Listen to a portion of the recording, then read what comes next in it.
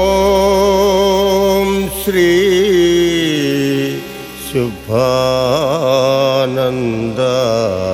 ശുഭാനന്ദായ നമഃ.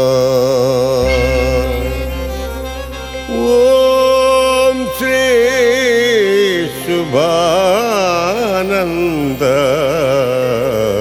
ശുഭാനന്ദായ നമഃ.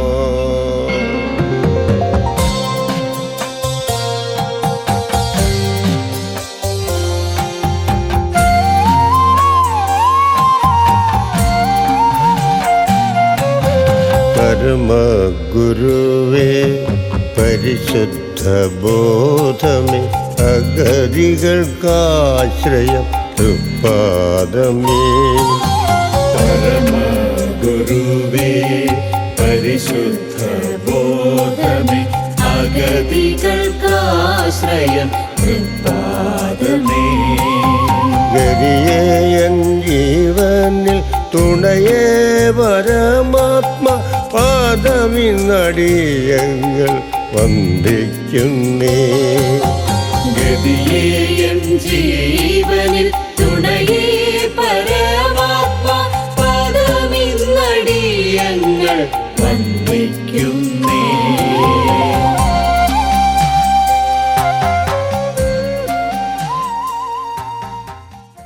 സമ്പൂർണ്ണ ജ്ഞാനസ്വരൂപ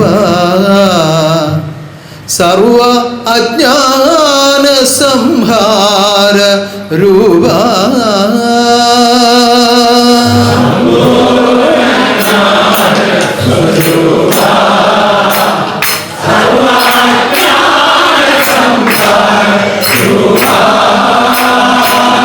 സമ്പൂർണ്ണ ജ്ഞാനസ്വരൂപ സർവ അജ്ഞാന സംഹാര രൂപ. സമ്പൂർണ്ണ ജ്ഞാനസ്വരൂപ സർവ അജ്ഞാന സംഹാര രൂപ. ഉൾക്കാമ്പിലെപ്പോഴും അങ്ങേ പ്രഭ കാണുമാറാകണേ നാഥ.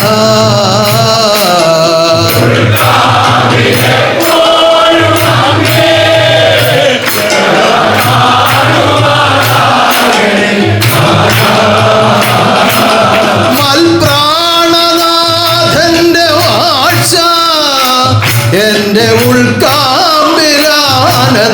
വാഴ്ച.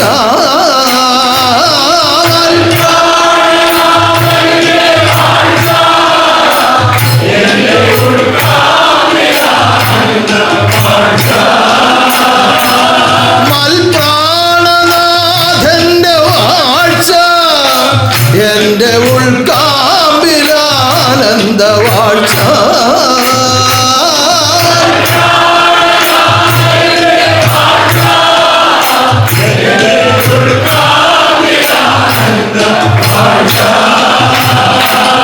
ആദി അന്താനന്ദ വാഴ്ച സർവാത്മാവിലെപ്പോഴും വാഴ്ച.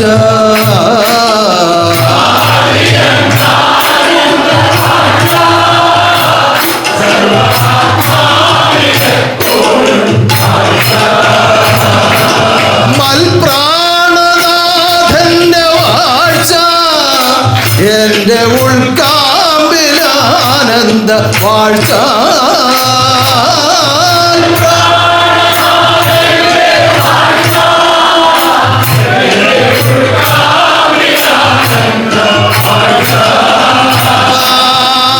ആദി അന്താനന്ദ വാഴ്ച സർവാത്മാവിലെപ്പോഴും വാഴ്ച.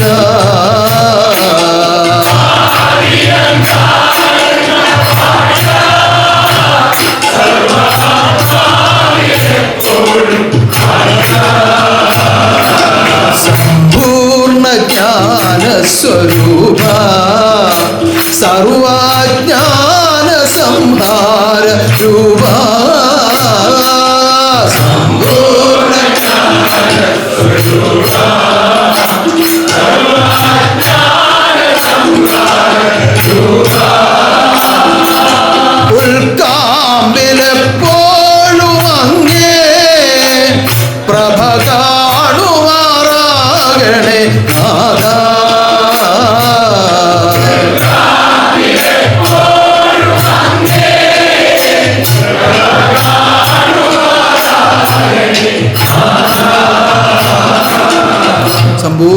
ജ്ഞാനത്തിൻ്റെ സമ്പൂർണ്ണ രൂപമായ സർവശക്തി അവതാരമായി വന്ന് സമ്പൂർണ്ണ ജ്ഞാനം അവതരിപ്പിക്കുന്ന ഈ ഉന്നതമായ മുഹൂർത്തത്തിൽ സർവശക്തിയുടെ ശിഷ്യരായി ജീവിക്കുവാൻ പരമഭാഗ്യം ലഭിച്ചവരാണ് നിങ്ങൾ ഓരോരുത്തരും.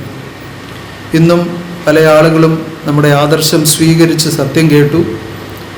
അതുപോലെ വർഷങ്ങളായി ഈ ആദർശത്തെ സ്വീകരിച്ച് ജീവിക്കുന്നവരാണ് നിങ്ങൾ ഓരോരുത്തരും. ഉന്നതനാകുന്ന ദൈവമാണ് ആത്മബോധോദയ സംഘം സ്ഥാപിച്ചതെന്നും ആ ദൈവത്തിൻ്റെ കൽപ്പനകളാണ് പാലിക്കുന്നതെന്നും പൂർണ്ണമായ വിശ്വാസത്തിലും അറിവിലും നിന്നുകൊണ്ട് ഒരു മർത്യന് ലോകത്തിൽ ജീവിക്കുവാൻ കഴിഞ്ഞാൽ ആ മർത്യൻ ദൈവമായി ഉയർത്തപ്പെടുകയാണ്. അതാണ് ആത്മബോധോദയ സംഘത്തിൻ്റെ പ്രവർത്തനം. ഇതൊരു പ്രത്യേക തരം ഫാക്ടറിയാണ്. നരകാത്മാക്കളെ മുഴുവൻ ദൈവാത്മാക്കളാക്കി തീർക്കുക, അതാണ് ഇവിടെ നടക്കുന്ന പ്രവർത്തനം. അതിനുള്ള മരുന്നാണ് ഈ സർവജ്ഞാനം. സർവലോകത്തെയും സൃഷ്ടിച്ച സർവജ്ഞാനം. സർവജ്ഞാനം എന്ന് പറയുമ്പോൾ ആ തനിരൂപത്തിൽ നിന്ന് രൂപം മാറിയാണ് സർവജ്ഞാനം എന്ന അവസ്ഥ പോലും ഉണ്ടായത്. ആ സർവജ്ഞാനത്തെയാണ് നിങ്ങൾക്ക് പിടികിട്ടാതെ നിങ്ങൾ അന്വേഷിച്ചുകൊണ്ടിരിക്കുന്നത്. ആ സർവജ്ഞാനം തന്നെ പൂർണ്ണമായും ഗ്രഹിച്ച് എത്രയോ ഉന്നതമായ ജീവിതം നയിച്ചാലാണ് ആ സർവജ്ഞാനത്തിൻ്റെ ഉടമസ്ഥനെ അവനവൻ്റെ ആത്മസ്വരൂപമായി കാണുവാൻ കഴിയുന്നത്. അപ്പോൾ എത്രയോ വലിയ യാത്ര ഇനിയും അവശേഷിക്കുന്നു എന്ന് ഓരോരുത്തരും ചിന്തിച്ചു നോക്കണം. കാരണം സർവജ്ഞാനം എന്ന് പറയുന്നത് പ്രകൃതി ഉത്ഭവിക്കുന്നതിന് മുൻപ് മുതൽ പ്രകൃതി വരെയും ഈ പ്രകൃതിയിൽ മുഴുവനായി നിൽക്കുന്ന വസ്തുക്കളും മർത്യനും ഇതെല്ലാം അവസാനിച്ചാലും ഏകമായി നിൽക്കുന്ന വസ്തുവാണ് സർവജ്ഞാനം. അതിനെ മുഴുവൻ വിവരിക്കുന്ന വിവരണമാണ് സർവജ്ഞാനം, വർണ്ണിക്കുന്ന വർണ്ണനമാണ് സർവജ്ഞാനം. ആ സർവജ്ഞാനം ഒരു ആത്മാവിൻ്റെ രൂപമായി തീരുക എന്ന് പറഞ്ഞാൽ അത്ര എളുപ്പമുള്ള കാര്യമല്ല. അങ്ങനെയെങ്കിൽ ഇതിൻ്റെ ഉടമസ്ഥനായി ഏകമായി നിന്ന് ആ വസ്തുവിലേക്ക് പ്രാപിക്കപ്പെടണമെങ്കിൽ എത്രത്തോളം ഉന്നതമായ ചിന്തകളും എത്രത്തോളം ഉന്നതമായ വാക്കുകളും എത്രത്തോളം ഉന്നതമായ പ്രവർത്തനങ്ങളിലും ഓരോരുത്തരും ചെയ്യണം എന്ന് അവരവർ ചിന്തിക്കണം. സുദൃഢമായ ആദർശ ജീവിതം, അതാണ് ഇതിനുള്ള ഏക പോംവഴി. സത്യത്തിൽ നിന്ന് തെറ്റാതെ മുന്നോട്ട് ജീവിക്കുക. ഇടയ്ക്ക് വെച്ച് പരിശോധിച്ച് അസത്യത്തിലേക്ക് പോകാൻ പാടില്ല. ഇങ്ങനെ തന്നെ പോകണമെന്ന് വലിയ നിർബന്ധം വല്ലതും ഉണ്ടോ, ഇച്ചിരി ഒന്ന് ഇതാവാം എന്ന് വിചാരിച്ചാൽ അതുവരെ പോയതെല്ലാം പോയി. ഒരു പ്രത്യേകതരം കളിയുണ്ടല്ലോ, ഏണിയും പാമ്പും കളിക്കുക. പിന്നെ നമ്മൾ അക്ക വിട്ട് മേളോട്ട് കയറി ചെല്ലുമ്പോൾ ഒരു ഏണി കണ്ടു, അപ്പോൾ കയറി മേളിൽ ചെന്നു. അപ്പോൾ തൊട്ടടുത്തിരിക്കുക ഒരു പാമ്പ്, അതിൻ്റെ വായിലോട്ട് ചെന്ന് പോയാൽ നേരെ ഇനി താഴെ വരും എന്ന് പറഞ്ഞതുപോലെയാണ് സത്യജീവിതം ചെയ്യുന്നവരുടെ അവസ്ഥ. സത്യത്തിൽ കൂടി ജീവിതം ചെയ്യുമ്പോൾ വളരെ ഉന്നതനായിട്ട് തോന്നും. ഹൃദയത്തിൽ ആശ്വാസം നിറയും, ആനന്ദം നിറയും. അപ്പോൾ ഇതൊക്കെയാണ് വലുതെന്ന് വിചാരിച്ച് ഞാൻ ഇരിക്കുമ്പോഴാണ് ഒരു ചെറിയ പരീക്ഷണം. അപ്പോഴത്തേലും സത്യം അങ്ങ് മാറ്റി വെച്ച് അതിലങ്ങ് കയറും. അപ്പോൾ എന്തു ചെയ്യും? താഴെ വരും. തുടങ്ങിയെടുത്ത് തന്നെ പലരും തിരിച്ചു പോകാറുണ്ട്. ചെറിയ ചെറിയ പിടുത്തത്തിൽ ഇടയ്ക്ക് വന്ന് നിൽക്കാറുണ്ട്. ഏതായാലും ഇറക്കമാണ്, കയറ്റമല്ല. എന്തുകൊണ്ട്? അസത്യമായിപ്പോയി, അധർമ്മമായിപ്പോയി. നമുക്കെന്താണ് വേണ്ടത്? ഉയർച്ചയാണ് വേണ്ടത്. എങ്ങോട്ടുള്ള ഉയർച്ച? ഉത്ഭവിച്ച ആത്മാക്കൾ ആഗമാനം വീണ്ടും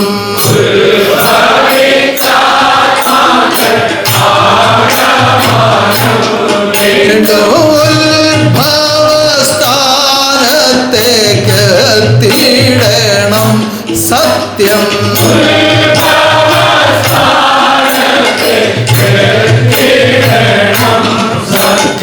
ഈ ഉത്ഭവിച്ചു വന്നത് എല്ലാം തിരിച്ച് ആ ഉന്നതമായ സത്യത്തിലേക്ക് അടങ്ങണമെന്നതാണ് സത്യം. അതിനുള്ള പ്രയാണമാണ്, ആ ഉയർച്ചയാണ് വേണ്ടത്. അപ്പോൾ ലോകം ഒഴുകുന്നത് താഴോട്ടാണെങ്കിൽ നമ്മൾ നീന്തേണ്ടത് മുകളിലോട്ടാണ്. വളരെ ശ്രമകരമായ ഒരു ജോലിയാണ്. ഒഴുക്കിനെതിരെ നീന്തുക. അല്ലെങ്കിൽ കേട്ടിട്ടുണ്ടാവും, ചിലരൊക്കെയെങ്കിലും ചെയ്തിട്ടുണ്ടാവും. ആത്മബോധോദയ സംഘാംഗങ്ങളായി ജീവിക്കുന്നവർ പ്രവർത്തിക്കേണ്ടത് അങ്ങനെയാണ്. എന്തിനെതിരെ? ഒഴുക്കിനെതിരെ നീന്തുക. ഒഴുക്കിന് അനുകൂലമായി നീന്തിയാൽ തന്നെ എവിടെയെങ്കിലുമൊക്കെ ചെല്ലൂ. അപ്പോൾ എതിരെ നീന്തിയാൽ എങ്ങനെ ഇരിക്കും?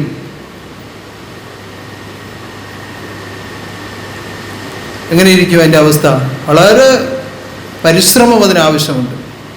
അങ്ങനെ നീന്തി മുകളിലോട്ട് വരുമ്പോൾ ഒരല്പസമയം, 1 സെക്കൻഡ് മതി, ഒന്ന് കൈ അയച്ചാലോ, നീന്തലങ്ങ് നിർത്തി 1 സെക്കൻഡ്, ഒറ്റ സെക്കൻഡ്, എന്തുമാത്രം പുറകോട്ട് പോകും. ഒഴുക്കിനെതിരെ നീന്തിക്കൊണ്ടിരിക്കുമ്പോൾ 1 സെക്കൻഡ് എന്തെങ്കിലും ഒന്ന് ചിന്തിച്ചു, അല്ലെങ്കിൽ ഇവിടെ വെച്ച് അങ്ങ് നിർത്താം എന്ന് വിചാരിച്ചു എന്നിരിക്കട്ടെ, എങ്ങനെ ഇരിക്കും? എത്ര കിലോമീറ്റർ പുറകോട്ട് പോകുന്നു വല്ലതും ചിന്തിക്കാൻ പറ്റുമോ? അതുപോലെ തന്നെയാണ് സത്യജീവിതം. അതുകൊണ്ട് അരനിമിഷം പോലും സത്യത്തിൽ നിന്ന് വിരുദ്ധമായ ഒരു ചിന്തയോ വാക്കോ കർമ്മമോ ആദർശ ജീവിതത്തിൽ ഏർപ്പെട്ടിരിക്കുന്നവരിൽ വരാൻ പാടില്ല. അതിനുള്ള കൃത്യമായൊരു പരിശീലനമാണ് ഈ വ്രതാനുഷ്ഠാനങ്ങളെല്ലാം. ഇപ്പോൾ നമ്മൾ 12 വെള്ളിയാഴ്ച വ്രതം അനുഷ്ഠിച്ചുകൊണ്ടിരിക്കുകയാണ്. കഴിഞ്ഞ ഞായറാഴ്ച നമ്മുടെ താരാസ്തുതിയുടെ സമാപനമായിരുന്നു. അതിനു മുമ്പ് 26, 27 ദിവസത്തോളം എല്ലാവരും അതിൻ്റെ വ്രതത്തിലായിരുന്നു.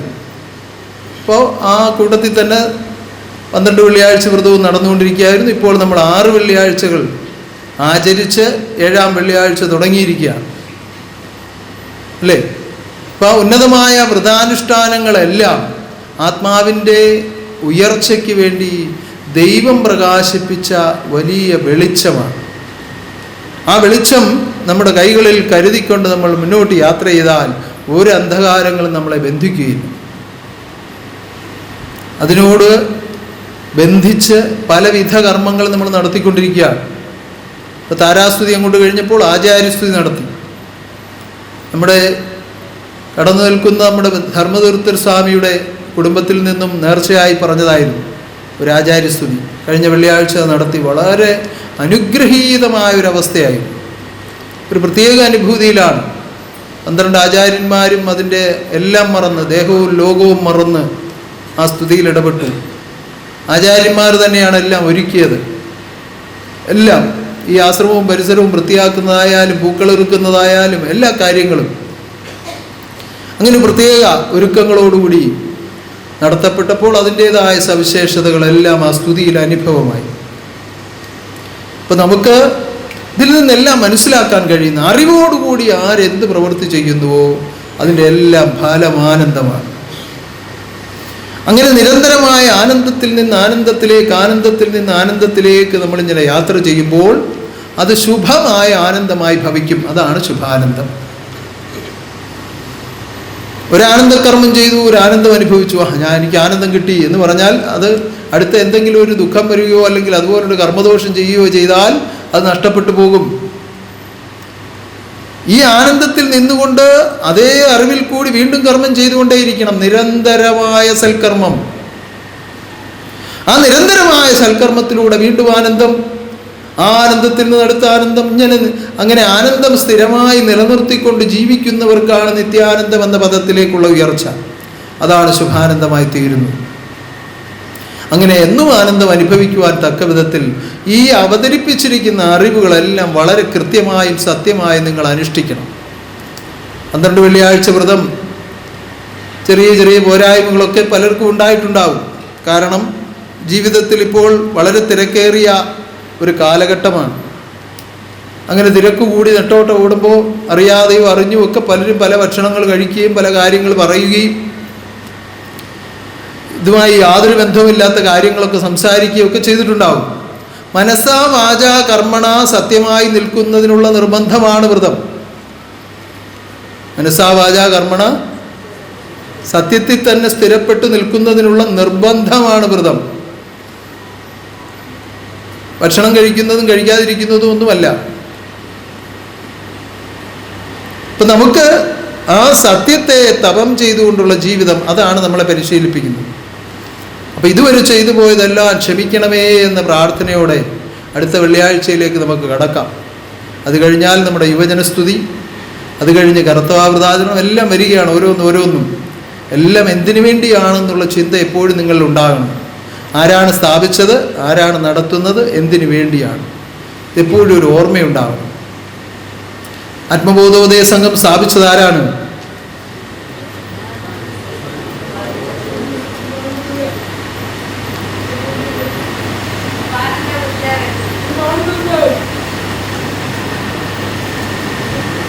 അല്ലേ? ബാക്കിയുള്ളവർക്ക് ആർക്കും അല്ലേ?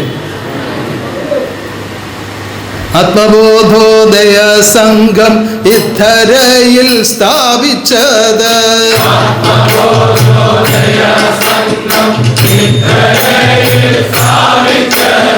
ശുഭാനന്ദ ഗുരുദേവൻ മാത്രമാകുന്നു.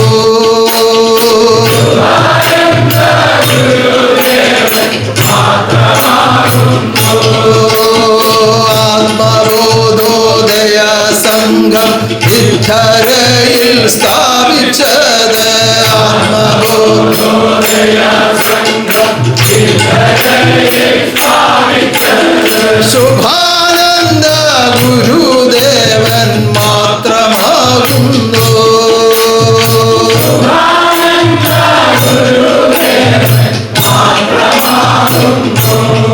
ഉന്നതനാകുന്ന ദൈവം ആത്മബോധസ്വരൂപൻ, ശുഭാനന്ദ ദിവ്യരൂപം.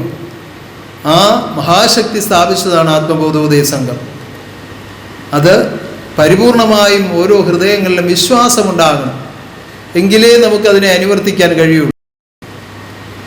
ആ വിശ്വാസം ഉണ്ടാകണം ഓരോ ഹൃദയങ്ങളിലും.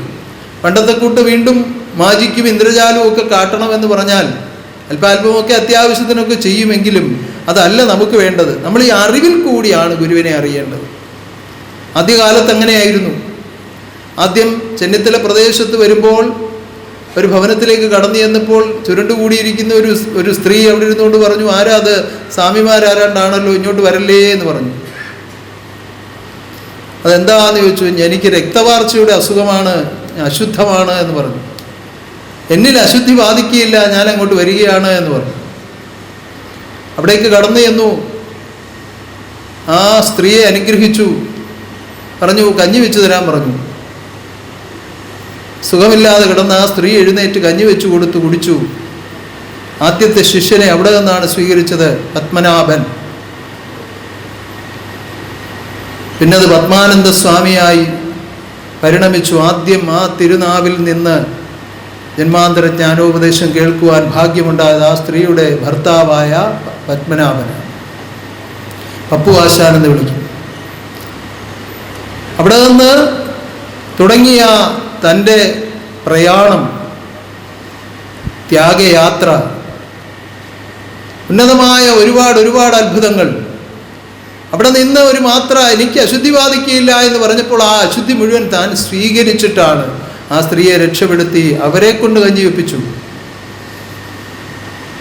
അങ്ങനെ അത്ഭുതങ്ങൾ അനേകം കാണിച്ചാണ് ആദ്യകാലത്ത് തൻ്റെ പ്രാധാന്യം ലോകത്തിൽ മനസ്സിലാക്കിയത്. പിന്നീട് താൻ തന്നെ പറഞ്ഞു, ഇത് ഞാനൊരു നോട്ടീസ് അയക്കുന്നത് പോലെ ചെയ്തെന്നുള്ളതേ ഉള്ളൂ, ഇനി ഞാനിത് കൂടുതൽ കാണിക്കുകയില്ല എന്ന് പറഞ്ഞു. കാരണം ആളുകൾ പിന്നെ അത് തന്നെ ആഗ്രഹിക്കും. ഭഗവാനോട് പറഞ്ഞ കൈ ഒന്ന് ഉയർത്തിയാൽ മതി, അല്ലെ ഒന്ന് പറഞ്ഞാൽ മതി, അങ്ങനെയൊക്കെ അങ്ങ് തീരുമാനിക്കും. അതിനുവേണ്ടി മാത്രം ആഗ്രഹിക്കും. പിന്നെ ഈ അറിവിൽ കൂടിയുള്ള ജീവിതത്തിൽ ആരും ശ്രമിക്കുകയില്ല.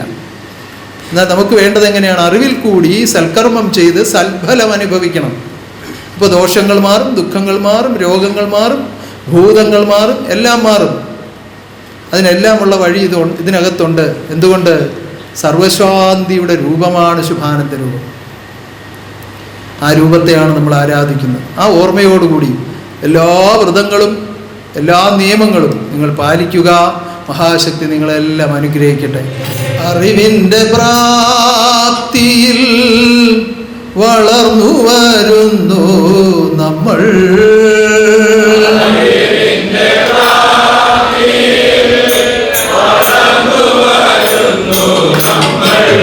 അറിവിൻ്റെ പ്രാപ്തിയിൽ വളർന്നു വരുന്നു നമ്മൾ. അറിവിൻ്റെ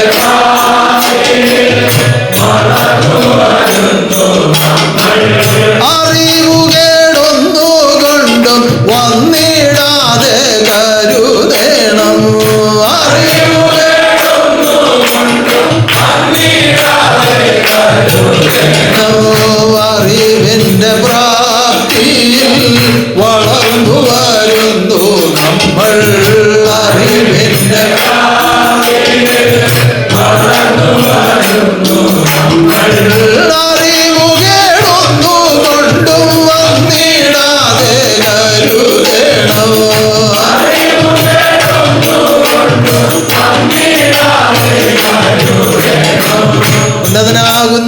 ദൈവം, ഉന്നതനാകുന്ന ദൈവം, അറിവിന്റെ പരിപൂർണ രൂപനാകുന്ന ദൈവം, അറിവിന്റെ പരിപൂർണ്ണ രൂപനാകുന്ന ദൈവം, സമ്പൂർണ്ണ ജ്ഞാനരൂപനാകുന്ന ദൈവം സമ്പൂർണ്ണ ജ്ഞാനരൂപനാകുന്ന ദൈവം അവതാരമായി വന്ന് വിരോധാരമായി വന്ന് ഈ നരലോകത്തിൽ നിന്ന് ഈ നരലോകത്തിൽ നിന്ന് ഈ നരകത്തിൽ നിന്ന് ഈ നരകത്തിൽ നിന്ന് വീണ്ടെടുത്ത് വീണ്ടെടുത്ത് അറിവിന്റെ വഴിയെ നയിക്കുന്ന സന്താനങ്ങളാണ് നിങ്ങൾ ഓരോരുത്തരും. അറിവിന്റെ വഴിയെ നയിക്കുന്ന സന്താനങ്ങളാണ് നമ്മൾ. നിങ്ങൾ അനുദിനം അറിവിൽ വളർന്നു വരേണ്ടവരാണ്. നമ്മൾ അനുദിനം അറിവിൽ വളർന്നു വരേണ്ടവരാണ്. ആ അറിവിന്റെ പ്രാപ്തിയിൽ വളർന്നു വരുമ്പോൾ ആ അറിവിന്റെ പ്രാപ്തിയിൽ വളർന്നു വരുമ്പോൾ അറിവാകുന്ന ഗുരുരൂപം അകതാരിൽ നിന്ന് പ്രകാശിച്ച് പ്രശോഭിക്കും. അറിവാകുന്ന ഗുരുരൂപം അകതാരിൽ നിന്ന് പ്രകാശിച്ച് പ്രശോഭിക്കും. അങ്ങനെ പ്രശോഭിക്കുവാൻ ഈശ്വരൻ ഒരുക്കുന്ന ഈ സന്ദർഭത്തിൽ അറിവുകേടൊന്നുകൊണ്ടും വന്നിടാതെ കരുതേണമോ.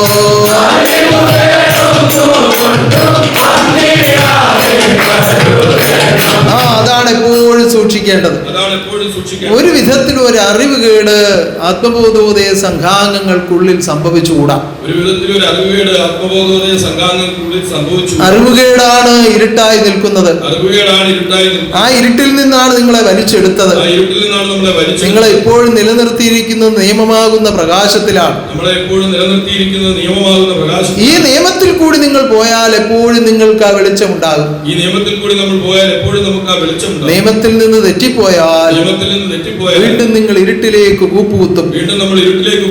അപ്പോൾ അറിവുകേടിനാൽ അധപ്പതിക്കരുത്. അജ്ഞാനത്താൽ അധർമ്മന്മാരായി പോകരുത്. അധർമ്മ കർമ്മങ്ങളിലേക്ക് കൂപ്പുകുത്തരുത്. ബന്ധുവാകുന്ന ഗുരുവിനെ അന്തരംഗത്തിൽ കണ്ടുകൊണ്ട് എപ്പോഴും ആരാധിക്കുവാനും ആനന്ദിക്കുവാനുള്ള പ്രാപ്തി ഉണ്ടാകണം. ഇപ്പോൾ ഈ സംഘാംഗങ്ങളായി ജീവിക്കുന്ന ഓരോരുത്തരും ജന്മാന്തര ജ്ഞാനോപദേശം പഠിച്ചിട്ടുള്ളവർ ഗുരുരൂപത്തെ മനസ്സിൽ ധ്യാനിച്ചുകൊണ്ട് അത് ഉരുവിടും. അല്ലാതെ ചില പ്രത്യേക പരിശീലനം കിട്ടിയിട്ടുള്ളവർ ആ നിലയിൽ ധ്യാനിക്കും. ആ സങ്കല്പത്തോടെയും ധ്യാനത്തോടെയും ജീവിക്കുമ്പോൾ അല്പനേരത്തേക്ക് ആ രൂപത്തെ കാണുമ്പോൾ ഉണ്ടാകുന്ന ഒരു സുഖം മാത്രമേ ഉള്ളൂ. എന്നാൽ അറിവിൽ കൂടി പ്രാപ്തരായി ഉയർന്നു വന്നു കഴിഞ്ഞാൽ ആ അടുക്കടുക്കായിട്ട് ആ തത്വഗുണങ്ങൾ അങ്ങനെ ഹൃദയത്തിൽ അടുക്കപ്പെടും. അങ്ങനെ അടുക്കപ്പെടുമ്പോഴാണ് തത്വഗുണങ്ങളുടെ പൂർണ്ണരൂപമാണ് ഗുരുവിന്റെ രൂപം. അപ്പോൾ അറിവിന്റെ പ്രാപ്തിയിൽ വളർന്നെങ്കിലേ തത്വങ്ങൾ ആത്മാവിൽ സ്വീകരിക്കപ്പെടുകയുള്ളൂ. അല്ലെങ്കിൽ ഒരിക്കലും തത്വം എന്താണെന്ന് പോലും തിരിച്ചറിയാൻ കഴിയില്ല. തത്വം എന്നാൽ എന്താണ്? അതാണ് ആത്മബോധോദയ സംഘാംഗങ്ങൾ ആദ്യം അറിയേണ്ടത്. തത്വഗുണങ്ങളുടെ ഉത്ഭവ രൂപം ഗുരുവാണെന്ന് പല കീർത്തനങ്ങളിലും പറഞ്ഞിട്ടുണ്ട്. തത്വത്തെ കുറിച്ചും പറഞ്ഞിട്ടുണ്ട്. തത്വങ്ങൾ കൊണ്ടങ്ങെഴുതി എഴുത്തുകൾ തത്വങ്ങളെന്നുള്ളിൽ ബോധിക്കല്ലേ.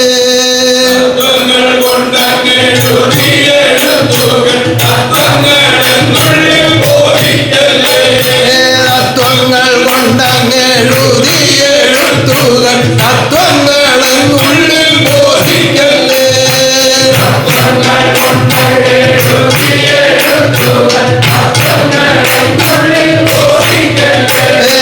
തത്വങ്ങൾ തന്നൂടെ ഉൾസ്വരൂപൻ ഗുരു തത്വങ്ങളായതിൽ നിന്നുണ്ടാകും.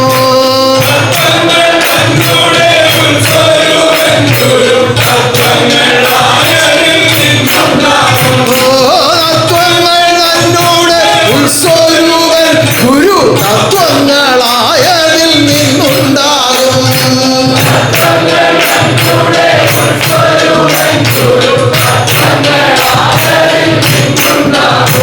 തത്വങ്ങൾ കൊണ്ട് എഴുതിയ എഴുത്തുകളല്ല തത്വം. ആണോ? അല്ല, ഒരിക്കലുമല്ല. ഒരിക്കലുമല്ല. തത്വങ്ങൾ തന്നോട് ഉത്സ്വരൂപനായി നിൽക്കുന്ന ആരാണ്? തത്വങ്ങൾ തന്നോട് ഉത്സ്വരൂപനായി നിൽക്കുന്നത് അത് ഗുരുവാണ്. അത് ഗുരുവാണ്. അതിൽ നിന്ന്, ആയതിൽ നിന്ന്, ആയത് എന്ന് പറഞ്ഞാൽ ആരാണ്? ഗുരുവിൽ നിന്ന്. ഗുരുവിൽ നിന്ന് ആ തത്വങ്ങളെല്ലാം ഉത്ഭവിക്കും. തത്വങ്ങളെല്ലാം ഉത്ഭവിക്കും. അപ്പൊ ആ തത്വങ്ങളുടെ ഉത്ഭവരൂപനെ ആശ്രയിച്ചാൽ, തത്വങ്ങളുടെ ഉത്ഭവരൂപനെ ആശ്രയിച്ചാൽ യഥാർത്ഥ തത്വം എന്താണെന്ന് ആത്മാവിൽ അറിയുവാനിടയാകും. യഥാർത്ഥ തത്വം എന്താണെന്ന് ആത്മാവിൽ അല്ലാതെ എഴുതി വെച്ചിരിക്കുന്നതെല്ലാം തത്വമാണെന്ന് കരുതിയാൽ, അല്ലാതെ എഴുതി വെച്ചിരിക്കുന്നതെല്ലാം തത്വമാണെന്ന് ആ പഠിക്കുന്ന അത്രയേ കാണുകയുള്ളൂ, ബാക്കി തെളിയുകയില്ല. പഠിക്കുന്ന അത്രമേ കാണുകയുള്ളൂ. അതാണ് കഴിഞ്ഞ ആഴ്ചയിലും പറഞ്ഞത്. അക്ഷരജ്ഞാനം പഠിച്ചുയർന്നാൽ ആത്മാവിൽ ജ്ഞാനം തെളിയുകയില്ല. അക്ഷരജ്ഞാനം പഠിച്ചുയർന്നാൽ ആത്മാവിൽ ജ്ഞാനം തെളിയുകയില്ല. അപ്പൊ അക്ഷരജ്ഞാനം കൊണ്ടല്ല ആത്മജ്ഞാനം ഉണ്ടായത്. അക്ഷരജ്ഞാനം കൊണ്ടല്ല ആത്മജ്ഞാനം. ആത്മജ്ഞാനത്തിൽ നിന്നാണ് അക്ഷരജ്ഞാനം ഉണ്ടായത്. ആത്മജ്ഞാനത്തിൽ നിന്നാണ് അക്ഷരജ്ഞാനം. ആ ആത്മജ്ഞാനത്തിന്റെ ഉടമസ്ഥനാണ് അനുഭവജ്ഞാനം ആത്മജ്ഞാനമായി നൽകുന്നത്. ആ ആത്മജ്ഞാനത്തെ ആത്മാവിൽ കണ്ടുകൊണ്ട് അനുഭവിക്കുവാനുള്ള ഭാഗ്യം മർത്യജന്മങ്ങൾക്ക് ലഭിക്കുന്നതിന് വേണ്ടിയാണ് ഇപ്രകാരമുള്ള നിയമങ്ങളൊക്കെ വ്യവസ്ഥപ്പെടുത്തിയിരിക്കുന്നത്. എന്നാൽ പുതിയ തലമുറയിൽ ആ നിയമങ്ങളെ വളരെ ലഘുവായിട്ടാണ് കാണുന്നത്. അതിന് വേണ്ടത്ര പ്രാധാന്യം കൊടുക്കുന്നില്ല. ആ വേണ്ട വിധത്തിൽ അവരിലേക്ക് അത് പരിശീലിപ്പിക്കുന്നില്ല. ആ ഉന്നതമായ ഈ അനുഭവസ്ഥതയിൽ നിൽക്കുന്നവർ ആ താഴെയുള്ളവരെ ഇത് പരിശീലിപ്പിക്കേണ്ടത് വളരെ അത്യാവശ്യമാണ്. എന്താണ് സത്യം, എന്താണ് നിയമം, എന്താണ് നാമം, എന്താണ് നിയമജ്ഞൻ, എന്താണ് അനുഭവജ്ഞാനം, എന്താണ് ആനന്ദം, ഇതെല്ലാം കൃത്യമായും സന്താനങ്ങളിലേക്ക് പകർന്നു കൊടുക്കേണ്ടത് വളരെ അത്യാവശ്യമാണ്. ഇപ്പോൾ നമ്മൾ മിക്കവാറും ശാഖകളിലും ഈ സന്നിധാനത്തും ശുഭാനന്ദ പഠന കളരി നടത്തുന്നുണ്ട്. അവിടെ നമുക്ക് പ്രധാനപ്പെട്ട കാര്യങ്ങളും ചരിത്രങ്ങളും ഒക്കെ സന്താനങ്ങളിലേക്ക് പഠിപ്പിച്ചു കൊടുക്കുന്നുണ്ട്. അതും നമ്മുടെ ആദർശത്തെ കുറിച്ച് അറിയുവാനുള്ള അറിവുണ്ടാകും എന്നുള്ളതല്ലാതെ അത് ആത്മജ്ഞാനമാവുകയില്ല. ആ കുഞ്ഞുങ്ങളിലേക്ക് ഈ അറിവുകൾ കൊടുക്കുമ്പോൾ ചെറുപ്പത്തിൽ തന്നെ അവരതൊക്കെ പഠിച്ച് കരസ്ഥമാക്കാമെന്നേ ഉള്ളൂ. അവിടെ നിന്ന് അവർ പരിശീലിക്കണം ഈ നിയമത്തിൽ കൂടി ജീവിക്കുവാൻ. ആ വീട്ടിൽ പോയാൽ മാതാപിതാക്കളെ അനുസരിക്കുകയില്ല, ഗുരുജനങ്ങളെ ബഹുമാനിക്കുകയില്ല. അങ്ങനെ ജീവിക്കുന്ന ഒരാൾ പഠനക്കളരിയിൽ ചേർന്നിട്ട് വല്ല പ്രയോജനമുണ്ടോ? ആ പഠനക്കളരിയിൽ വന്നാൽ ഫസ്റ്റ് റാങ്ക് ആണ്. വീട്ടിൽ ചെന്ന അച്ഛനെയും അമ്മയും തിരിച്ചറിയില്ല. ഈ അവസ്ഥയിലായാൽ അവൻ ആത്മജ്ഞാനം ഉണ്ടാവുകയില്ല. ആ ഗുണമുള്ളവരിൽ മാത്രമേ ഗുരുത്വം ഉണ്ടാവുകയുള്ളൂ. ഗുരുത്വം ഉണ്ടെങ്കിലേ ഗുണമുണ്ടാവുകയുള്ളൂ. ഗുണവും ഗുരുത്വവും തമ്മിൽ പരസ്പര ബന്ധിതമാണ്. ഒരു നാണയത്തിന്റെ രണ്ടു വശം പോലെ ഗുണവും ഗുരുത്വവും തമ്മിൽ പരസ്പരം ബന്ധിച്ചിരിക്കുകയാണ്. അതുകൊണ്ട് ഗുണമുള്ളവരായി തീരാനാണ് നമ്മൾ സന്താനങ്ങളെ പരിശീലിപ്പിക്കേണ്ടത്. അതിന് ധർമ്മകർമ്മങ്ങളിൽ എപ്പോഴും തൽപരരാക്കണം. ആ പല വീടുകളിലും അങ്ങനെയല്ല. താൽക്കാലികമായ വിജയങ്ങൾക്ക് വേണ്ടി കുഞ്ഞുങ്ങളെ കൊണ്ടുപോലും ആവശ്യമില്ലാത്ത കാര്യങ്ങൾ ചെയ്യിക്കും. ആ കഴിഞ്ഞ ദിവസം ഇവിടെ ഒരു കുഞ്ഞു വന്നപ്പോൾ ഞാൻ ചോദിച്ചു, നീ എവിടുന്നാ പൈസ മോഷ്ടിച്ചതെന്ന് ചോദിച്ചു. കൂടെ വന്ന അമ്മമ്മ വളരെ കുണ്ഠിതയായി നിൽക്കുകയാണ്. അവരിതൊന്നും അറിഞ്ഞതല്ല. അപ്പോ ഞാൻ അച്ചാച്ചൻ പറഞ്ഞിട്ടാ എടുത്തതെന്ന് പറഞ്ഞു. അപ്പോ അവരങ്ങനെ അന്തം വിട്ട് നിൽക്കുന്നത്, എവിടുന്ന് എടുത്ത കാര്യം, എന്തോ എടുത്ത കാര്യം ഇവരൊന്നും അറിയുന്നില്ല. അപ്പൊ പ്രായം വളരെ കുറഞ്ഞ പ്രായമേ ഉള്ളൂ, 8-9 വയസ്സ് കാണുള്ളൂ, അതിൽ കൂടുതലില്ല. അപ്പൊ അവൻ ഞാൻ പറഞ്ഞ അച്ചാച്ചൻ പറഞ്ഞിട്ടാ എടുത്തത്. എവിടുന്നാ എടുത്തത്? പൂജാമുറിയിൽ നിന്നാ എടുത്തത്. എങ്ങനെയുണ്ട് അവസ്ഥ? ആരാ പഠിപ്പിക്കുന്നേ? അച്ചാച്ചൻ ഇതുമായിട്ട് ബന്ധമില്ല. ആ അമ്മമ്മ കൊണ്ടുവെക്കുന്ന പൈസ കൊച്ചുമോനെ കൊണ്ട് മോട്ടിപ്പിക്കുക. എങ്ങനെ ഇരിക്കും അവസ്ഥ? എങ്ങനെ ഇരിക്കും? ആ കുഞ്ഞിന്റെ ഭാവി എന്തായിരിക്കും? ഇപ്പോ അധർമ്മം ആരാണ് പഠിപ്പിക്കുന്നത്? രക്ഷിതാക്കൾ തന്നെ പഠിപ്പിക്കുക. അപ്പൊ ആ കുഞ്ഞിന്റെ ഭാവി എന്തായിത്തീരും? വളരെ മോശമായി പോകും. അത് വളരെ മോശമായി പോകുമെന്ന് മാത്രമല്ല ആ വീട്ടിൽ വളരെ ദുരന്തം അനുഭവിച്ചുകൊണ്ടിരിക്കുകയാണ്. മോശമായി പോകുന്നത് മാത്രമല്ല വീട്ടിൽ വളരെ ദുരന്തം അനുഭവിച്ചുകൊണ്ടിരിക്കുകയാണ്. ഒരുപക്ഷെ ഇത് കേൾക്കുമ്പോൾ അവർക്ക് വിഷമം ഉണ്ടായേക്കാം. ഒരുപക്ഷേ ഇത് കേൾക്കുമ്പോൾ വിഷമം ഉണ്ടായേക്കാം. അല്ലെങ്കിൽ നിങ്ങൾക്ക് തന്നെ പലർക്കും ഇപ്പോൾ നിങ്ങൾ പല അയ്യോ എന്ന് വെച്ചു. കാരണം നമ്മുടെ ഭവനത്തിൽ സംഭവിച്ചുകൂടാത്തതാണിത്. ഭവനത്തിൽ സംഭവിച്ചുകൂടാത്തതാണ്. നമ്മുടെ നിയമപ്രകാരം ജീവിക്കുന്ന ഒരു ഭവനത്തിൽ ഒരിക്കലും സംഭവിച്ചുകൂടാത്ത കാര്യമാണ് ഈ സംഭവിച്ചത്. പക്ഷേ ആ വീട്ടിൽ സംഭവിച്ചിരിക്കുന്നതും ഒരിക്കലും നമ്മുടെ ഭവനങ്ങളിൽ സംഭവിച്ചുകൂടാത്തതാണ്. ആ അത്രത്തോളം ദുഃഖത്തിലാണ് ഇപ്പോൾ അവർ കഴിയുന്നത്. അതിന്റെ കാരണം എവിടെയാണ് ഇരിക്കുന്നത്? ആ വീട്ടിൽ തന്നെയാണ് ഇരിക്കുന്നത്. അവരവരുടെ കർമ്മഫലമല്ലാത്തതൊന്നും ആരും അനുഭവിക്കുകയില്ല. അതുകൊണ്ട് കർമ്മദോഷം ചെയ്യരുതേ, നരകത്തിൽ നീ പോകരുതേ. കർമ്മദോഷം കർമ്മദോഷം ചെയ്യരുതേ, നരകത്തിൽ നീ പോകരുതേ.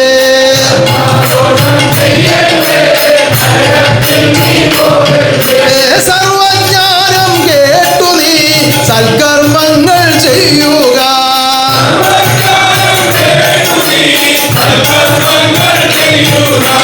കർമ്മദോഷം ചെയ്യരുതേ, നരകത്തിൽ നീ പോകരുതേ.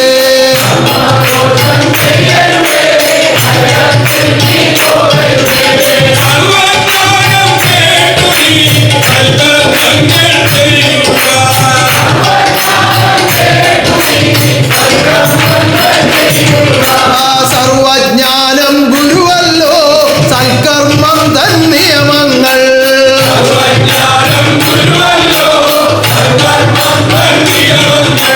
സർവജ്ഞാനം ഗുരുവല്ലോ, സൽക്കർമ്മം തൻ നിയമങ്ങൾ.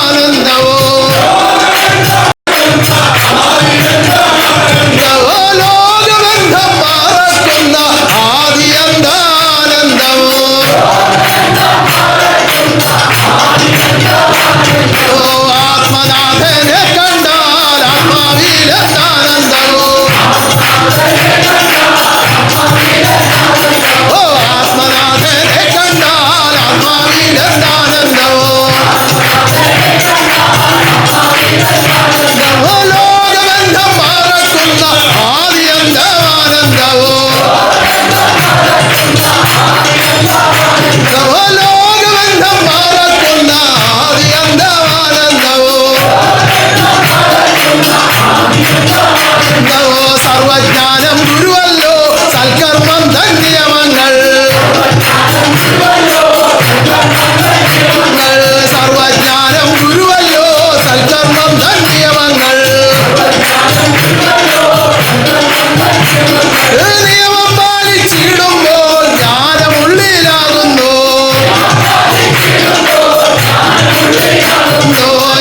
ജ്ഞാനമുള്ളിലാകുമ്പോൾ ആത്മരൂപം തെളിയുന്നു. ആത്മരൂപം തെളിയുമ്പോൾ ആത്മനാഥനെ കാണാം. ആത്മനാഥനെ കണ്ടാൽ ആത്മാവിലെന്താനന്ദവും. നവലോകബന്ധം മറക്കുന്ന ആവിയെന്താനന്ദവും. ആത്മനാഥനെ കണ്ടാൽ ആത്മാവിലെന്താനന്ദവും.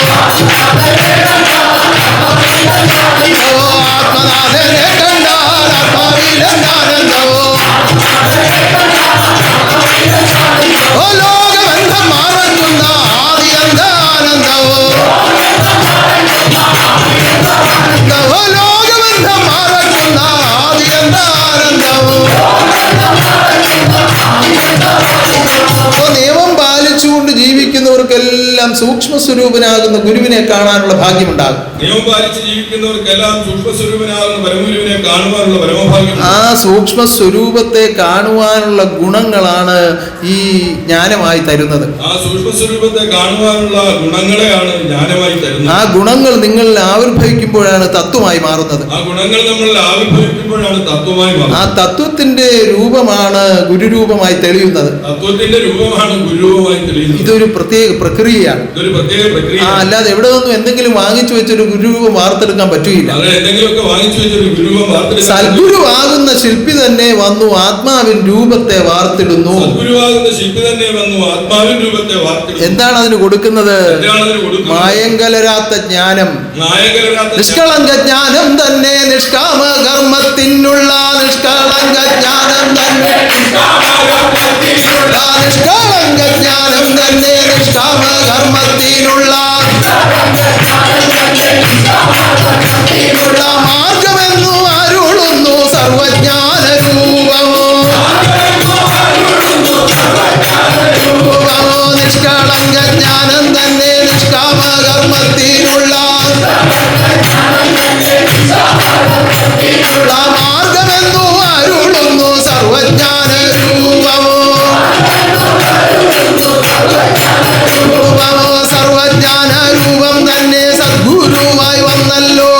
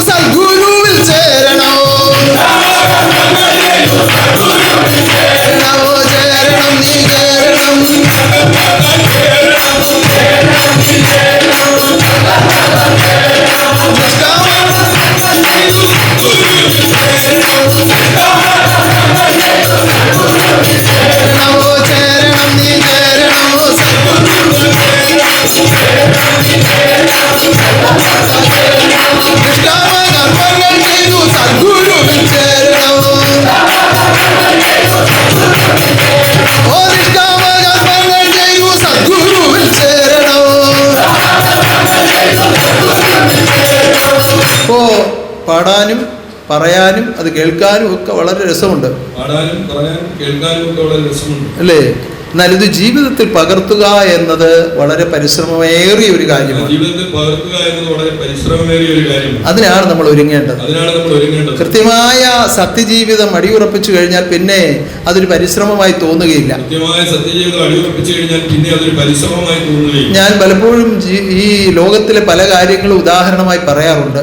ഈ ലോകത്തിലെ പല കാര്യങ്ങളും പലപ്പോഴും ഉദാഹരണമായി കൽപ്പിക്കുന്നു. നിങ്ങൾ ഇന്ന് നിത്യജീവിതത്തിൽ ഉപയോഗിക്കുന്ന പല കാര്യങ്ങളും നമ്മൾ ഇന്ന് നിത്യജീവിതത്തിൽ ഉപയോഗിക്കുന്ന പല കാര്യങ്ങളും ആദ്യം നിങ്ങൾക്ക് അറിവുണ്ടായിരുന്നതല്ല. ആദ്യം നമുക്ക് അറിവുണ്ടായിരുന്നതല്ല. നിരന്തരമായ പരിശീലനത്തിലൂടെ അതെല്ലാം നിങ്ങളുടെ അറിവാക്കി മാറ്റിയതാണ്. നിരന്തരമായ പരിശീലനത്തിലൂടെ അതെല്ലാം നമ്മുടെ അറിവാക്കി മാറ്റിയതാണ്. അത് വാഹനങ്ങൾ ഓടിക്കുന്നവരുടെ കാര്യമായാലും എന്തെങ്കിലും യന്ത്രസാമഗ്രികൾ കൈകാര്യം ചെയ്യുന്ന കാര്യമായാലും ഭാഷ സംസാരിക്കുന്നതായാലും വിവിധ സ്ഥലങ്ങളിലേക്കുള്ള യാത്രയായാലും അറിയാൻ വയ്യാത്ത ഒരു സ്ഥലത്തേക്ക് അവർ ആർക്കും യാത്ര ചെയ്യാൻ പറ്റുകയില്ല. അറിവ് സ്വീകരിച്ചുകൊണ്ടാണ് മുന്നോട്ട് നമ്മൾ യാത്ര ചെയ്യുന്നത്. ഒരു ലക്ഷ്യമുണ്ടെങ്കിൽ അതിനൊരു സ്ഥാനമുണ്ട്. ആ സ്ഥാനത്തേക്ക് എത്തുവാനുള്ള അറിവുണ്ടെങ്കിലേ യാത്ര പൂർത്തീകരിക്കാൻ പറ്റൂ. അപ്പൊ അതിനും ഒരു അറിവ് വേണം. ഇങ്ങനെ വിവിധങ്ങളായി പരിശോധിച്ചാൽ അറിവില്ലാതെ ഒന്നും ഈ ലോകത്ത് സാധിക്കില്ല. ആ അറിവിനെ പരിശീലിക്കുമ്പോഴാണ് ഉന്നതമായ അറിവ് നമ്മുടെ ഭാഗമായി മാറുന്നത്. ഇതുപോലെ സത്യജീവിതം ചെയ്യുവാൻ വേണ്ടി നമ്മുടെ മനസ്സിനെ നമ്മൾ ക്രമീകരിച്ചു കഴിഞ്ഞാൽ ആദ്യമൊക്കെ വളരെയേറെ പ്രയാസങ്ങൾ തോന്നും. ചെറിയ ചെറിയ പോരായ്മകളൊക്കെ സംഭവിക്കും. ഇപ്പോ 12 വെള്ളിയാഴ്ച വ്രതം എടുക്കുന്ന സമയത്ത് അപ്പൊ ഓർക്കാപ്പുറത്ത് പോയി എന്തെങ്കിലും അരി കൊണ്ടുണ്ടാക്കിയ ഒരു സാധനം ഓർക്കാതെ എടുത്ത് കഴിച്ചു. സാരമില്ല, ആരും കണ്ടില്ലല്ലോ എന്ന് വിചാരിച്ചാൽ വീണ്ടും ആവർത്തിക്കും. എന്നാൽ എന്റെ ഭഗവാന്റെ കൽപ്പന പ്രകാരം ഇന്ന് ഇത് കഴിച്ചുകൂടാത്തതാണല്ലോ എന്ന് ചിന്തിച്ചുകൊണ്ട് മനസ്താപപ്പെട്ട് അത് അപേക്ഷിച്ചാൽ പിന്നീട് ഒരു കാരണവശാലും അത് കഴിക്കുകയില്ല. എല്ലാ വ്രതങ്ങളും അതിൽ നിന്ന് വേറിട്ട് നിന്ന് പ്രവർത്തിക്കുവാനുള്ള പ്രാപ്തി ഉണ്ടാകും. ഏതിൽ നിന്ന്? ഈ ആഹാര കാര്യത്തിലുള്ള അശ്രദ്ധയിൽ നിന്ന് വേറിട്ട് നിൽക്കാൻ കഴിയും. വെറും വെള്ളം കയ്യിലെടുത്താലും ഇത് ഒന്ന് വെള്ളിയാഴ്ച കുഴപ്പമില്ല, പച്ചവെള്ളമാണല്ലോ, കുടിക്കും. അപ്പൊ അതുപോലെ എന്ത് സാധനം കയ്യിലെടുക്കുമ്പോൾ അല്ലെങ്കിൽ എന്ത് ആഹാരം എവിടെ വെച്ച് കണ്ടാലും എപ്പോൾ ഗുരുവിന്റെ മുന്നിൽ പശ്ചാത്താപത്തോടുകൂടി ആശ്രയിക്കുകയാണെങ്കിൽ ഈ മനസ്സിന്റെ വൈപരീത്യങ്ങളിൽ നിന്നെല്ലാം മോചനം ലഭിക്കും.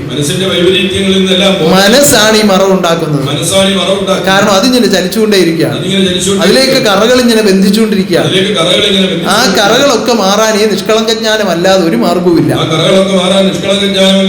അപ്പൊ നിരന്തരമായ പരിശീലനം മനസ്സിന് കൊടുത്തു കഴിഞ്ഞാൽ ഈ സത്യജീവിതം നമ്മുടെ ജീവിതത്തിന്റെ ഭാഗമായി മാറും. പിന്നെ അതിൽ നിന്ന് മാറുന്നതാണ് പിന്നെ നമുക്ക് വിഷമം. വെള്ളിയാഴ്ച വ്രതം വന്നു, അല്ലെങ്കിൽ ഒരു ധാരാസ്തുതി വന്നു, വ്രതം എടുക്കാതിരുന്നാലാണ് മനസ്താപം. ഈ അടുത്ത സമയത്ത് ധാരാസ്തുതിയുടെ വ്രത സമയത്ത് എല്ലാ ധാരാസ്തുതിക്കും വ്രതമെടുക്കുന്ന ഒരു അമ്മ വന്നാലും വന്നില്ലെങ്കിലും വ്രതമെടുക്കും. കഴിയുന്നിടത്തോളം ധാരാസ്തുതി പങ്കെടുക്കും. ഇപ്പൊ ഒരു ധാരാസ്തുതിക്ക് വരാൻ യാതൊരു നിർവാഹവും ഇല്ല എന്ന് മുന്നമേ അറിഞ്ഞു.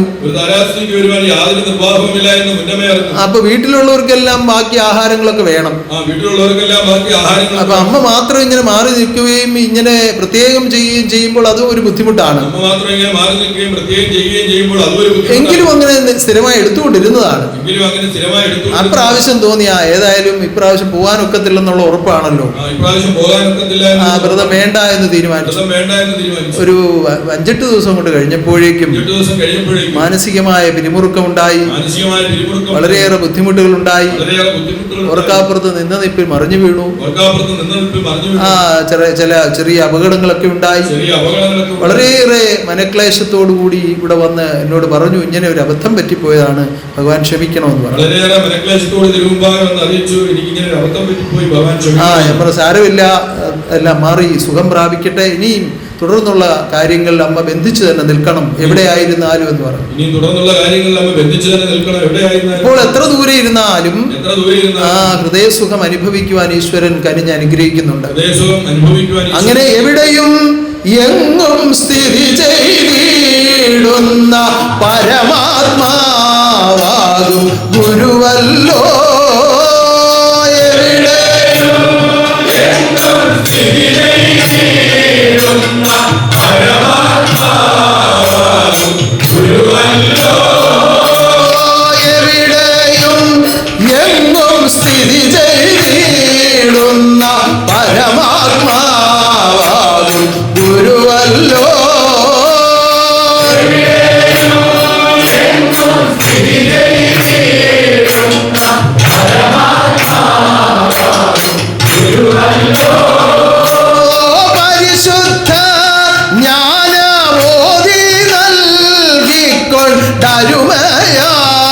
എന്നെ രക്ഷിപ്പൂ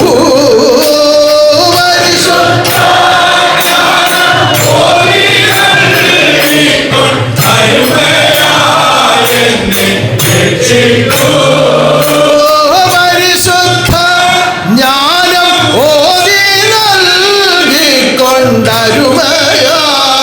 എന്നെ രക്ഷിപ്പൂ.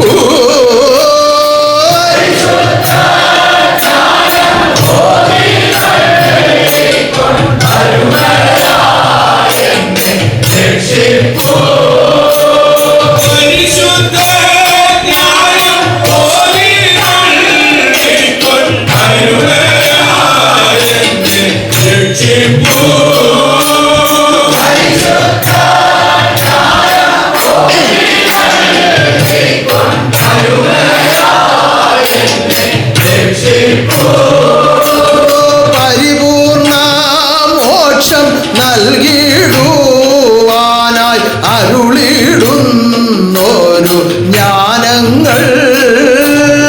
പരിപൂർണ മോക്ഷം നൽകിടുവാനായി അരുളിടുന്നോരു ജ്ഞാനങ്ങൾ. പരിപൂർണ മോക്ഷം നൽകിടുവാനായി അരുളിടുന്നോരു ജ്ഞാനങ്ങൾ.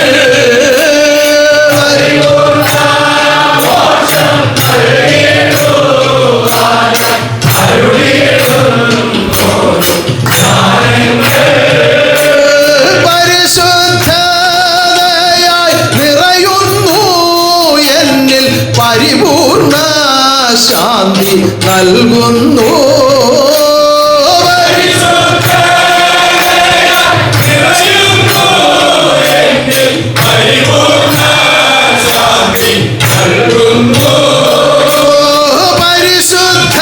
പരിശുദ്ധതയായി നിറയുന്നു എന്നിൽ പരിപൂർണ ശാന്തി നൽകുന്നു.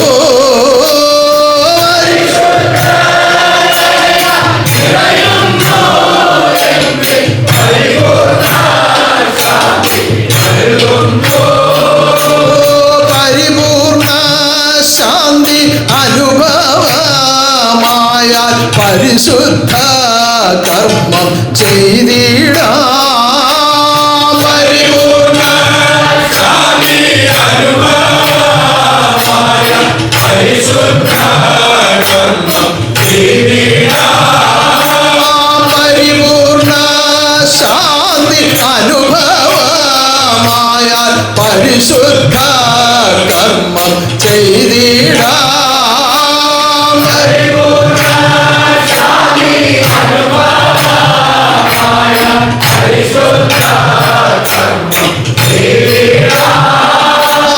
പരിശുദ്ധ കർമ്മം ചെയ്യുന്ന ആത്മാവിൽ പരമാത്മാരൂപം കണ്ടിടാം.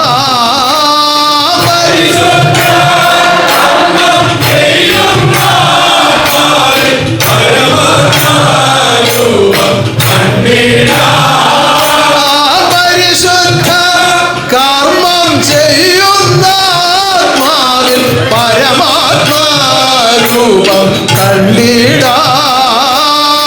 പരിശുദ്ധ കർമ്മം ചെയ്യുന്ന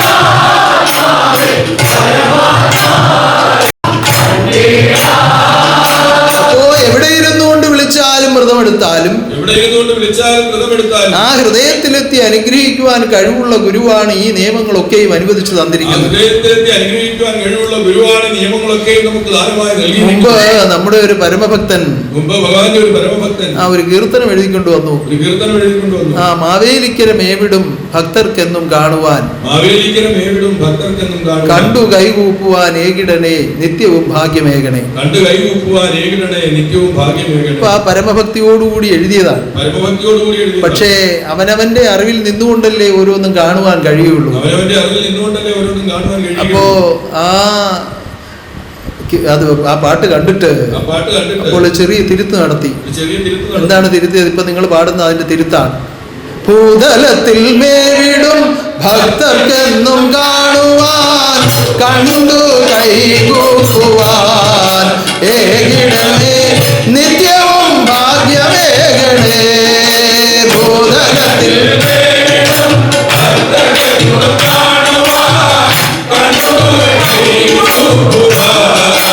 ഏകണമേ.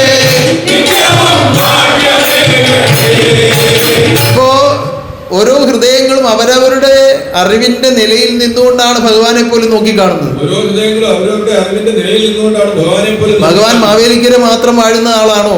ഭഗവാൻ മാവേലിക്കര മാത്രം വാഴുന്ന ആളാണ്. എന്നാൽ ഈ ഭൂതലവാസികൾക്ക് വേണ്ടിയാണ് ഇപ്പോൾ അവതരിച്ചു നിൽക്കുന്നത്. ഭൂതലവാസികൾക്ക് വേണ്ടിയാണ് ഇപ്പോൾ അവതരിച്ചു നിൽക്കുന്നത്. അതുകൊണ്ട് ഭൂതലത്തിൽ നിന്നും ചുരുക്കി, അവിടെയും ചുരുക്കമാണ്, ചുരുക്കിയാണ് എഴുതിയത്. ഭൂതലത്തിൽ നിന്നുള്ളതും ചുരുക്കത്തിലാണ് എഴുതിയിരിക്കുന്നത്. അല്ല ഭൂതലത്തിൽ മാത്രം നിൽക്കുന്ന വസ്തുവാണോ? ഭൂതലത്തിൽ മാത്രം നിൽക്കുന്ന വസ്തുവാണ്. അല്ല, അഖിലാണ്ടം ആകെയും നിറഞ്ഞു വാഴുന്ന പരാശക്തിയാണ് പരമഗുരു. അഖിലാണ്ടമാകെ നിറഞ്ഞു വാഴുന്ന പരാശക്തിയാണ് പരമഗുരു. ആ ഗുരുവിനെയാണ് നിങ്ങൾ ഒരു മർത്യവേഷത്തിൽ കാണുന്നത്. ആ പരമഗുരുവിനെയാണ് നമ്മൾ ഒരു മർത്യവേഷത്തിൽ കാണുന്നത്. ഇപ്പോ നമ്മുടെ ബഹുമാന്യനായ ഗുരുപൂജാനന്ദ സ്വാമിയോട് സംസാരിച്ചപ്പോൾ, ബഹുമാന്യനായ ഗുരുപൂജാനന്ദ സ്വാമിയോട് സംസാരിച്ചപ്പോൾ ആ വിവരങ്ങളെ പറ്റി വളരെ വ്യക്തമായി നിങ്ങളെ അറിയിച്ചു. ആ വിവരങ്ങളെ പറ്റി വളരെ വ്യക്തമായി നമ്മളെ അറിയിച്ചു. കാരണം മർത്യജന്മങ്ങൾക്ക് കാണുവാൻ തക്ക വിധത്തിൽ മർത്യജന്മങ്ങൾക്ക് കാണുവാൻ തക്ക വിധത്തിൽ ഒതുങ്ങി ഒരുങ്ങി വന്നൊരു മർത്യനായി വാഴുകയാണ് പരമഗുരു. ഒതുങ്ങി ഒരുങ്ങി വന്നൊരു മർത്യനായി വാഴുകയാണ് പരമഗുരു. ആ മർത്യനായി വന്നിരുന്നു കൊണ്ട് നിങ്ങളുടെ സങ്കടങ്ങൾ കേൾക്കുകയും പരിഹാരം നൽകുകയും ചെയ്യുമ്പോൾ, മർത്യനായി വന്നിരുന്നുകൊണ്ട് നമ്മുടെ സങ്കടങ്ങൾ കേൾക്കുകയും പരിഹാരം തരികയും ചെയ്യുമ്പോൾ,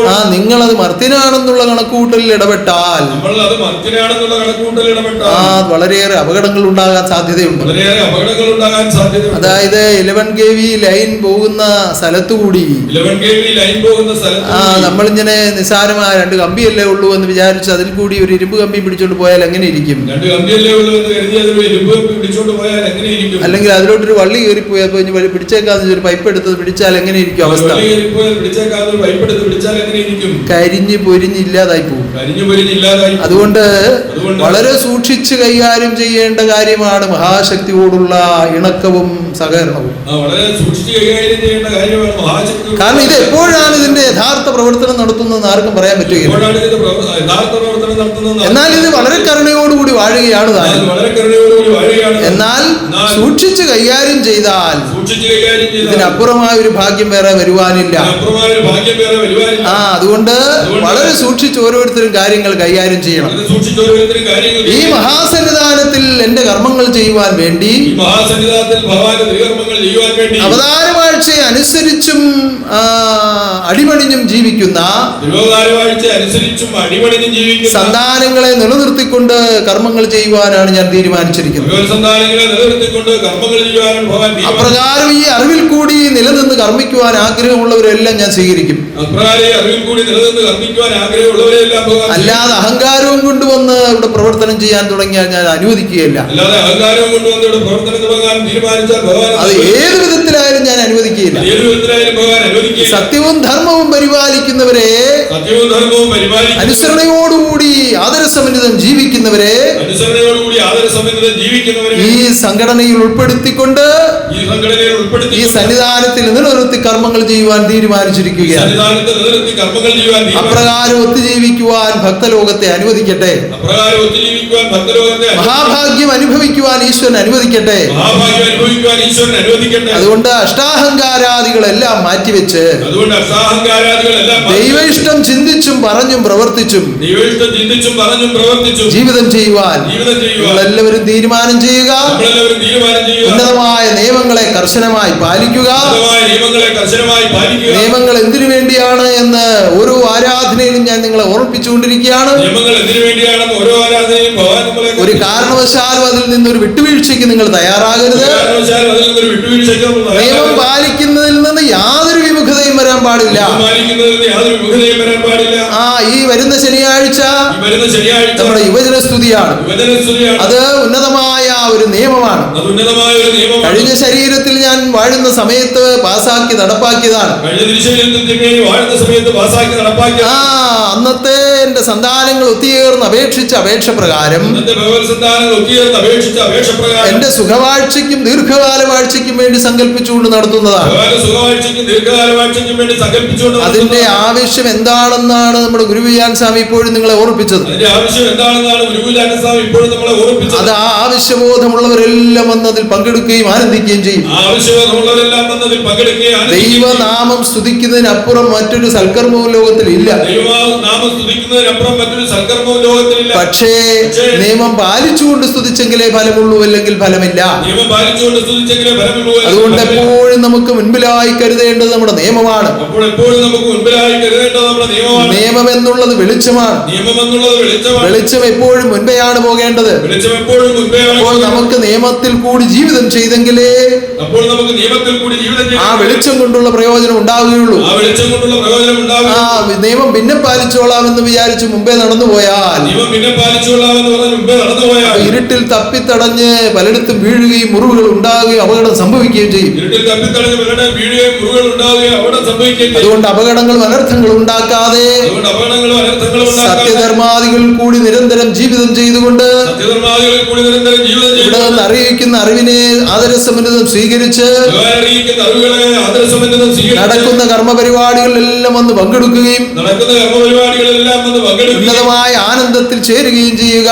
ഉന്നതമായ ആനന്ദത്തിൽ ചേരുകയും ചെയ്യും. യുവജന സ്തുതി കഴിഞ്ഞാൽ പിന്നെ കർത്തവാവൃതാചരണമാണ്. യുവജനസ്തുതി കഴിഞ്ഞാൽ പിന്നെ കർത്തവാവൃതാചരണം. ഡിസംബർ മാസം 1-ാം തീയതി ഞായറാഴ്ചയാണ് ഇപ്രാവശ്യത്തെ കർത്തവാവൃതാചരണം വരുന്നത്. ഡിസംബർ മാസം 1-ാം തീയതി ഞായറാഴ്ചയാണ് ഇപ്രാവശ്യത്തെ കർത്തവാവൃതാചരണം വരുന്നത്. നിയമപുസ്തകത്തിൽ പറയുന്ന പ്രകാരം നിയമപുസ്തകത്തിൽ പറയുന്ന പ്രകാരം വളരെ കൃത്യമായും സത്യസന്ധമായും ആ വ്രതം എല്ലാവരും അനുഷ്ഠിച്ചിരിക്കണം. വളരെ കൃത്യമായും സത്യസന്ധമായും ആ വ്രതം എല്ലാവരും അത് അനുഷ്ഠിച്ചിരിക്കണം. എന്തിനാണെന്ന് കഴിഞ്ഞ ആഴ്ച ഞാൻ വളരെ വിശദമായി നിങ്ങളെ അറിയിച്ചതാണ്. അതെന്തിനാണെന്ന് കഴിഞ്ഞ ആഴ്ച തിരുമേനി വളരെ വിശദമായി ആത്മലോകത്തിന്റെ നിത്യരക്ഷയ്ക്ക് വേണ്ടി ആത്മലോകത്തിന്റെ നിത്യരക്ഷയ്ക്ക് വേണ്ടി ആത്മനാഥൻ തന്ന മഹാകാരുണ്യമാണ് കർത്തവാവൃതാചരണം. ആത്മനാഥൻ തന്ന മഹാകാരുണ്യമാണ് കർത്തവാവൃതാചരണം. അത് തീർത്ഥാടനം നടത്താനുള്ളതല്ല, തീർത്ഥാടനം നടത്താൻ അല്ലെങ്കിൽ മറ്റൊരു കർമ്മങ്ങൾക്ക് വേണ്ടിയുള്ളതല്ല. മറ്റൊരു കർമ്മത്തിന് വേണ്ടിയുള്ളതല്ല. വ്രതമെടുത്തുകൊണ്ട് തിരുനാമം സ്തുതിച്ച് നന്ദിപ്പെടുക എന്നുള്ളതാണ്. വ്രതമെടുത്തുകൊണ്ട് തിരുനാമം സ്തുതിച്ച് നന്ദിപ്പെടുക ആ എന്നുള്ളതാണ്. വിധത്തിൽ എല്ലാവരും ആ വ്രതം അനുഷ്ഠിക്കുക. ആ വിധത്തിൽ എല്ലാവരും ആ വ്രതം അനുഷ്ഠിക്കുക. അത് കഴിഞ്ഞാൽ നമ്മുടെ മഹാതീർത്ഥാടനം വരികയാണ്. അത് കഴിഞ്ഞാൽ നമ്മുടെ മഹാതീർത്ഥാടനം വരികയാണ്. ഇതിനോടകം എല്ലാ ശാഖകളിലും അതിന്റെ അറിയിപ്പ് കിട്ടിയിട്ടുണ്ടാവും. ഇതിനോടകം എല്ലാ ശാഖകളിലും അതിന്റെ അറിയിപ്പ് കിട്ടിയിട്ടുണ്ടാകും. കിട്ടിയിട്ടില്ലാത്തവർ ഇന്ന് തന്നെ ഓഫീസിൽ നിന്ന് ആ ഡേറ്റുകൾ വാങ്ങിക്കൊണ്ടു പോകണം. കിട്ടിയിട്ടില്ലാത്തവർ ഇന്ന് തന്നെ ഓഫീസിൽ നിന്ന് ആ ഡേറ്റുകൾ വാങ്ങിക്കൊണ്ടു പോകണം. ആ പറയുന്ന ഡേറ്റിൽ പറയുന്ന സമയത്ത് ഇവിടെ എത്തിച്ചേർന്ന് ആ പറയുന്ന ഡേറ്റിൽ പറയുന്ന സമയത്ത് ഇവിടെ എത്തിച്ചേർന്ന് എല്ലാവരും തീർത്ഥാടനത്തിൽ പങ്കെടുക്കുക. എല്ലാവരും തീർത്ഥാടനത്തിൽ ആനന്ദരൂപൻ നിങ്ങളെ ആനന്ദിപ്പിക്കുവാനായി ഇവിടെ ഉണ്ടാകും. ആനന്ദരൂപൻ നമ്മളെ ആനന്ദിപ്പിക്കാനായി ഇവിടെ ഉണ്ടാകും. പ്രത്യക്ഷമായി ഇവിടെ ഉണ്ടാകും. പ്രത്യക്ഷമായി ഇവിടെ ഉണ്ടാകും. സർവാത്മാക്കളുടെയും സർവാത്മാക്കളുടെയും സർവദോഷങ്ങളെയും തീർത്ത് സർവദോഷങ്ങളെയും സമ്പൂർണ്ണ സുഖവും ശാന്തിയും ആനന്ദവും ആത്മാവിൽ അനുഭവമാക്കുവാൻ സമ്പൂർണ്ണ സുഖവും ശാന്തിയും ആനന്ദവും ആത്മാവിൽ അനുഭവമാക്കുവാൻ ആത്മനാഥൻ പ്രത്യക്ഷമായി ഇവിടെ ഉണ്ടാകും. ആത്മനാഥൻ പ്രത്യക്ഷമായി അത് നിങ്ങൾക്കെല്ലാം അനുഭവമാകട്ടെ. നമുക്കെല്ലാം അനുഭവമാകട്ടെ. അതിനിടയിൽ നമ്മുടെ വള്ളിക്കാവ് ശാഖാശ്രമത്തിൽ വള്ളിക്കാവ് ശാഖാശ്രമത്തിൽ പുനഃപ്രതിഷ്ഠാകർമ്മം നടക്കുന്നുണ്ട്. പുനഃപ്രതിഷ്ഠാകർമ്മം നടക്കുന്നുണ്ട്. ഇന്നേ ദിവസം അവിടെ പഴയ ഫോട്ടോ എടുത്ത് മാറ്റി ബാലാലയ പ്രതിഷ്ഠ ചെയ്യുകയാണ്. ഇന്നേ ദിവസം പഴയ ഫോട്ടോ എടുത്തു മാറ്റി അവിടെ ബാലാലയ പ്രതിഷ്ഠ ചെയ്യുകയാണ്. അതിനുവേണ്ടി നമ്മുടെ ഗീതാൻ സ്വാമി പോയിട്ടുണ്ട്. അതിനുവേണ്ടി ഗീതാൻ സ്വാമി പോയിട്ടുണ്ട്. അടുത്ത ഞായറാഴ്ച അതിന്റെ പുനഃപ്രതിഷ്ഠയാണ്. അടുത്ത ഞായറാഴ്ച അതിന്റെ പുനഃപ്രതിഷ്ഠ. അത് കഴിഞ്ഞാണ് വാർഷികം വരുന്നത്. അത് കഴിഞ്ഞാണ് വാർഷികം വരുന്നത്. അതുപോലെ കൊണ്ടോട്ടി ശാഖാശ്രമത്തിലും പുനഃപ്രതിഷ്ഠാകർമ്മം നടക്കുന്നുണ്ട്. കൊണ്ടോട്ടി ശാഖാശ്രമത്തിലും പുനഃപ്രതിഷ്ഠാകർമ്മം നടക്കുന്നുണ്ട്. കൊല്ലമാശ്രമത്തിലും നടക്കുന്നുണ്ട്. കൊല്ലമാശ്രമത്തിലും നടക്കുന്നുണ്ട്. എല്ലാ പ്രതിഷ്ഠാകർമ്മങ്ങളും എല്ലാ ശാഖാശ്രമ വാർഷികങ്ങളും എല്ലാ ഉപരിയായ ആനന്ദത്തിൽ നടത്തപ്പെടുവാൻ ജഗദീശ്വരന്റെ കാരുണ്യം ഉണ്ടാകട്ടെ. എല്ലാ ഇടങ്ങളിലും കഴിയുന്നിടത്തോളം സന്താനങ്ങൾ പങ്കെടുക്കുകയും വൻപിച്ച വിജയപ്രദമാക്കി തീർക്കുവാനും ഞാൻ നിങ്ങളെ അറിയിക്കുകയാണ്. നിങ്ങളെ സ്വീകരിച്ച് പ്രവർത്തിക്കുക. വേണ്ടതെല്ലാം പ്രകൃതിയിൽ കൂടി ഈശ്വരൻ ദാനം ചെയ്യട്ടെ. ഉന്നതമായ നമ്മുടെ മഹാഗോപുരം അതിന്റെ ഉത്തുംഗ ശൃംഗത്തിലേക്ക് എത്തിയിരിക്കുകയാണ്. അതിന്റെ ഉന്നതമായ നിർമ്മാണ പ്രവർത്തനങ്ങൾ ത്വരിതഗതിയിൽ തന്നെ നടന്നുകൊണ്ടിരിക്കുകയാണ്. അതിന്റെ ചിത്രവനമെന്ന അതിന്റെ മതിൽക്കെട്ടിന്റെ പണി നടക്കുന്നു. കഴിഞ്ഞ വെള്ളിയാഴ്ച ദിനത്തിൽ ആചാര്യസ്തുതിയുടെ ദിവസം തുലാം മാസത്തെ അവസാനത്തെ ദിനത്തിൽ അതിന്റെ ആ ദർശനമുദ്രയുടെ മുകളിൽ വെക്കാനുള്ള ശില കൂടി പ്രതിഷ്ഠിച്ചു കഴിഞ്ഞു. അത് ചെറിയ ശിലയാണെങ്കിലും ആ ദിവസം തന്നെ അത് വന്നു ചേർന്നതും നടത്താൻ സാധിച്ചതും വളരെ അത്ഭുതമായിട്ടാണ് കാണുന്നത്. എല്ലാം ഈശ്വരന്റെ നിശ്ചയവും നടത്തിപ്പും മാത്രമാണ്. അതുപോലെ തന്നെ ഒരു പ്രധാനപ്പെട്ട ദിവസം ഈ അതിന്റെ ഉദ്ഘാടന കർമ്മത്തിന് ഈശ്വരൻ തീരുമാനിക്കും. ജഗദീശ്വരന്റെ തൃക്കരങ്ങളാൽ ആ തിരുകർമ്മം നടത്തി തരുവാൻ നമുക്ക് പ്രാർത്ഥിക്കാം. ഉന്നതമായത് പൂർത്തീകരിച്ച് ഉദ്ഘാടനം ചെയ്യപ്പെടുമാറാകട്ടെ. വേണ്ടതെല്ലാം പ്രകൃതിയിൽ കൂടെ ഇവിടെ എത്തിച്ചേരട്ടെ. ഉന്നതമായി അതിന്റെ ആ മഹാരൂപത്തെ കാണുവാനും ഈ പ്രവർത്തനങ്ങൾ സജ്ജമായി നിന്ന് പ്രവർത്തിക്കുവാനും കരുത്തേറിയ ഒരു ഹൃദയത്തെ ഈശ്വരനാൽ നിയോഗിച്ച് ഈ സന്നിധാനത്തിൽ എത്തിച്ച് ആത്മദീപം എന്ന് നാമകരണം ചെയ്ത് ഭഗവാൻ നിലനിർത്തിയിരിക്കുന്നു. ഓ ആയുരാരോഗ്യ സൗഖ്യത്തോടെന്നും കരുതുമാറാകട്ടെ. അതുപോലെ രാജഗോപാലിനെയും ആ കുടുംബത്തെയും സ്ഥാപതികളെയും ശില്പികളെയും ഓമന കുഞ്ഞുങ്ങളെയും എല്ലാം മഹാതൃക്കരങ്ങളിൽ നിന്നും കരുതപ്പെടുമാറാകട്ടെ. ഉന്നതമാകുന്ന ഈ ആരാധനയിൽ വന്ന് പങ്കെടുക്കുവാനും ഇത്രയും സമയം ഈ ശബ്ദങ്ങൾ കേൾക്കുവാനും ആനന്ദിക്കുവാനും ദൈവം അനുവദിച്ചതാണ് നിങ്ങളെ ഓരോരുത്തരെയും. ഈ ഭാഗ്യം നഷ്ടപ്പെടുത്താതെ നിങ്ങൾ ജീവിക്കുക. എപ്പോഴും സത്യത്തിൽ കൂടി ജീവിതം ചെയ്യുക. നിങ്ങൾ അർപ്പിച്ച നേർച്ചകളെല്ലാം ഞാനിതാ സ്വീകരിച്ചിരിക്കുന്നു. ഏവരെയും ഇതാ ആളാമ്പ് ദർശിച്ചിരിക്കുന്നു. സർവശക്തിയുടെ കാരുണ്യത്തിൽ കൂടി ഓരോ